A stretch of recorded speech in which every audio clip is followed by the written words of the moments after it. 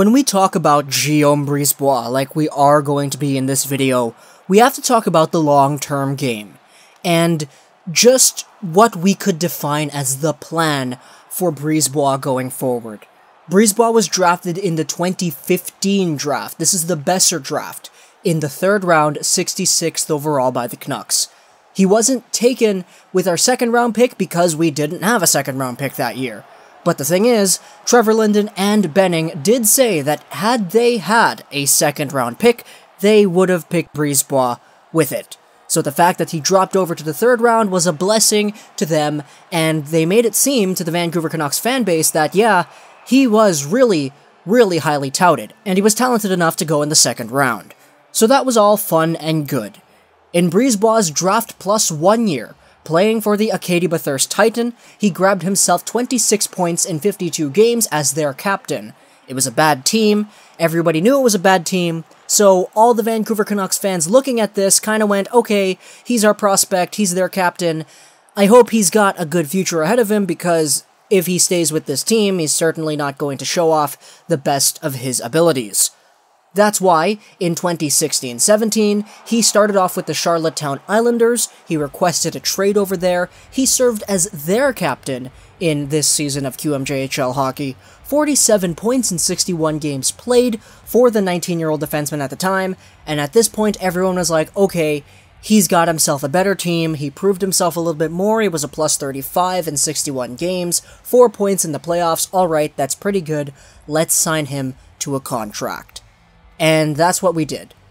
He signed, he got cut from the Canucks in 17-18, and he played his season with the Utica Comets, 68 games played, 18 points, and a -6. So Brisebois is a player who today, as a turning 21-year-old, has some professional experience, and is a guy who the Vancouver Canucks still believe very highly in, at least according to their interviews. Benning and Linden, they will always talk about Brisebois as being one of their good defensive prospects when somebody mentions defensemen. Of course, with the additions of guys like Wu, Hughes, and Utunen, things are a little bit different now, and our defensive core is a little bit more stabilized going forward. But Brisebois has always been a guy who management had the most faith placed within. And there are a few guys who share that sentiment too.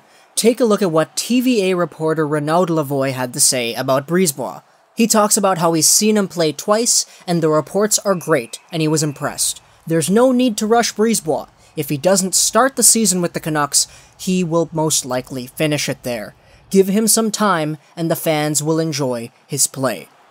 This is obviously some really good praise, and from this point of view, it is obvious that Brisebois is going to play with the Canucks basically at the end of the season. He will end the season as a Canuck.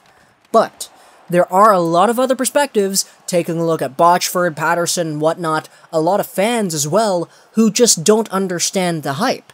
Because Brisebois is a guy who is a 3rd rounder. He'll most likely project to being a top 6 defenseman at best.